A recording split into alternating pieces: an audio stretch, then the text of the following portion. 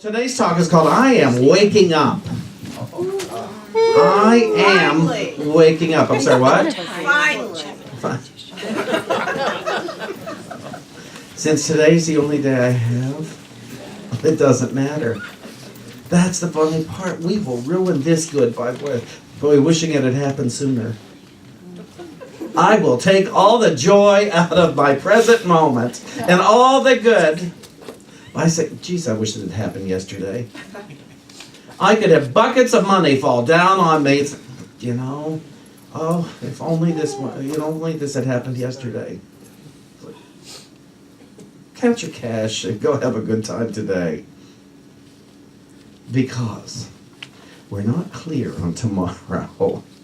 We are just not clear about tomorrow. I know one of these tomorrows my body's going to be gone. But today I am alive. I'm alive, alert, awake, joyous, and enthusiastic about life. I used to have a teacher, Reverend Mary Alice Brown at Unity in New York, who used to, when she'd start her class, I am alive, alert, awake, joyous, and enthusiastic about life. Say it. Oh no, she had it, and my body knows it, and my body shows it. Say it. And so we do, I'm alive, alert, awake, joyous, and enthusiastic. She said, say it! I am alive, alert, awake, joyous, and enthusiastic about life. My body knows it, and my body shows it. Now, who can say it with me? I am alive, alert, awake, joyous, and enthusiastic about life. My body knows it, and my body shows it. Say it again. I am alive, alert, awake, joyous, and enthusiastic about life. My body knows it, and my body shows it. And again. I am alive, alert, awake, joyous, and enthusiastic about life. My body knows it, and my body shows it. So there. And I used to wonder, why is she yelling at us? And then one day I realized she's passionate. And she wants everybody to have this which she is convinced is true. Yeah. We got a musical. Continuing on with our series, our Myrtle Fillmore series. For those of you who don't know, Myrtle Fillmore is the co-founder of the Unity movement. Because of her healing, because of her sickness, first of all, because of her diagnosis of a guaranteed death disease. She had tuberculosis in 1886. She was given 3 months to live. And she didn't care for that diagnosis. And so she sought other modalities of healing. Well, since none, she had to seek some because none were being offered to her by her doctor. She was told to get her affairs in order, but then she went and heard, I am a child of God, therefore I do not inherit sickness. And in 1886, I don't think there was a lot of people talking that way, especially in Kansas City. And, but she heard that I am a child of God, and it made sense. It was an aha moment for her. When we hear the truth, of course. It's like, how do I know this is the truth? I never heard this around my house. Nobody in my home ever talked this way, so how is it I suddenly know it's true? It doesn't matter. If you know it's true, you go with it. And so she did, and then she went home, and first she apologized to her body for calling it ill, and then she began to praise her body day after day. She praised all the organs, all the tissue, every fiber, the blood, oxygen, everything in her body, day for 2 years. And then it was all lifted, and she lived another 45 years, and we're here above the Ford dealership because of that healing. Myrtle was the heart of the Unity movement. Charles Fillmore was the mind. Even though she was more formally educated, he was a businessman. He had experienced a great healing. But it was Myrtle Fillmore who began Silent Unity, the prayer ministry. She had a prayer team. When they built their church on Tracy Street, 519, I think, Tracy Street, in Kansas City, and that church still exists. It's gone through a few transformations over the years, and then Reverend Greg Nettler bought it back in 1984, the building, and he still has Sunday services there. And you can go up in Myrtle's old office. And there's a palpable energy up there. Dana's been there. David's been there. I don't know how many else of you have been to the Tracy Street Church. Lee, did you guys ever go there? No. Okay. And so to go through that building, it's one of my favorite places to go, and I always go to the Sunday service there when I'm in Kansas City. But Myrtle wrote this for her book, How to Let God Help You. Illumination. I am waking up, and Spirit is illumining my consciousness. And Myrtle says, I kept feeling there was a way of life which would be discovered that would ensure happiness, health, and plenty. After a while, I was convinced that God would not create a world in which sickness, sorrow, and lack had a part. I began to realize that I was truly God's child, and because of this, I must of necessity inherit from him. Then, because the very Spirit of God is in humanity, I began to wake up, and the Spirit began to illumine my consciousness, and I saw that the life that is in us is the life of God. That's her faith. And she passed that along freely. Is this your faith? If it is, you need to start governing your life by it. It's not, oh, on Sunday mornings, that's a nice thing, but when I get out in the real world, well, that's not the real world. Spirit is the real world. Truth is the real world. Presence is the real world. Love is the real world. Power is the real world. Divine power. That's the real world. Capital R, real, has no opposite. And I have an option to live in it or to live in the illusion of something else. I have an option of it every second of every day, with every thought. Even if a false thought comes up, I can remind myself instantaneously, no, that's not the truth. I am not at the mercy of anything or anyone. I was convinced that God would not create a world in which sickness, sorrow, and lack had a part. So if you witness sickness, you have to know then, okay, this is not real, this is not truth, because it could shift. Many people have had instantaneous healings. I have. Some of you have. I mean, instantaneous healings that you could not explain.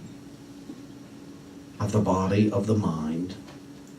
And I could still think Myrtle had an instantaneous healing, and it took 2 years for her body to catch up. To take all those thoughts and expel them from her body. Eric Butterworth says that a sneeze is not a sign of illness, but a sign of wellness. A sign of getting well, because what a sneeze does is it takes poisons from inside the body and gets rid of them.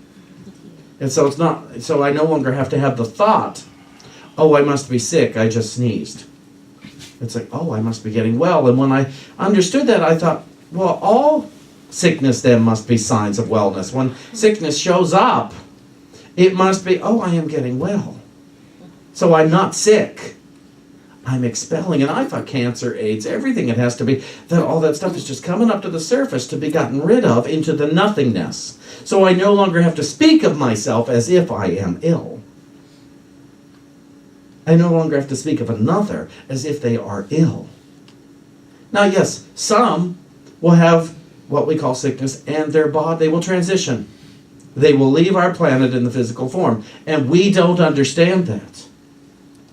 And let's not try to pretend to. But what about my thoughts? What am I going to hold for myself first?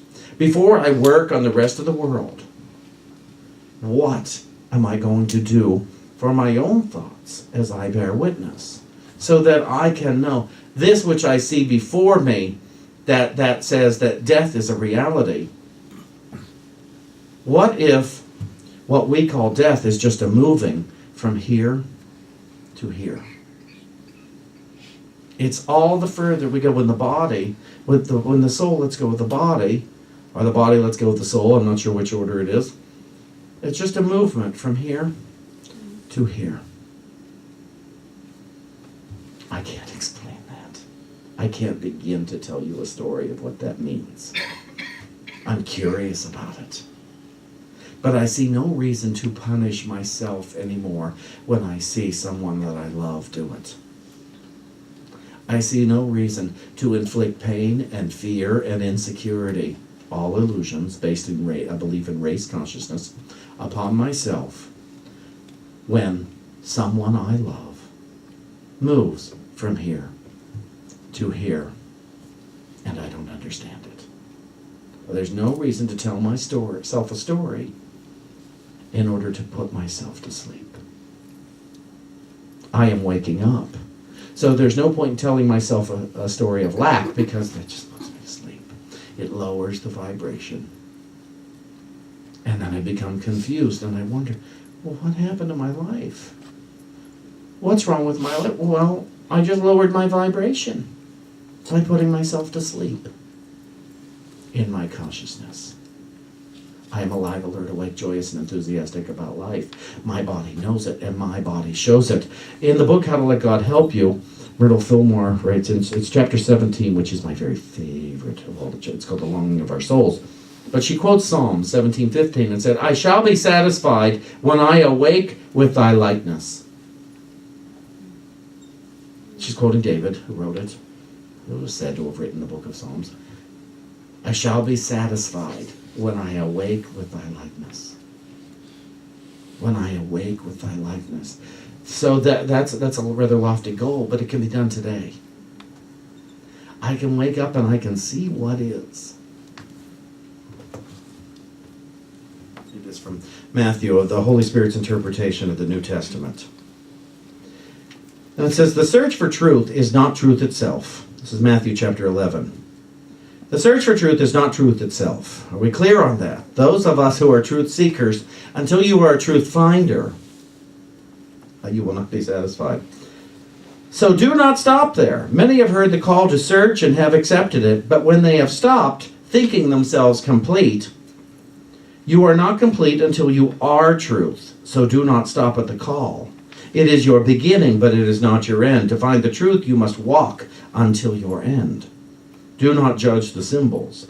Do not look for truth there. The temptation to believe the world and its symbols is great, because you want to believe the world. This is why I ask for your faith and willingness. It is because I am asking you to turn away from what you believe is true, from what you have known until now, and from where you have put your faith before. Let the world go from your sight. Let it be but a vision of dancing symbols with no truth in them. This is what I mean when I ask you to seek only me. Let all that you knew before me go from your thoughts. And so, I ask you to look within yourself and say, what vitality is living within me? What vital part of me is alive, alert, awake, joyous, and enthusiastic about life? Is it a finger? Is it a vision? Is it your eyes? Is it your legs? Is it divine thoughts? What vital part of you is alive, alert, awake, joyous, and enthusiastic about life? What vital part of me? Because that's where you start. Start with where you know you already have a blessing, active and alive. And then look to the next part and to the next part, so that you may be praising your body, praising your mind, praising your life, so that you may know I am alive, alert, awake, joyous, and enthusiastic about life. My body knows it, and my body shows it. I am alive, alert, awake, joyous, and enthusiastic about life. My body knows it, and my body shows it. It doesn't matter how far down the line we have gone. Today is the day of awakening. Today, I am alive, alert, awake, joyous, and enthusiastic about life. My body knows it, and my body shows it. Would you say it with me? I am alive, alert, awake, joyous, and enthusiastic about life. My body knows it, and my body shows it. Let's raise the vibration. I am alive, alert, awake, joyous, and enthusiastic about life. My body knows it, and my body shows it. And one more time up. I am alive, alert, awake, joyous, and enthusiastic about life. My body knows it, and my body shows it. Let's make a joyful noise.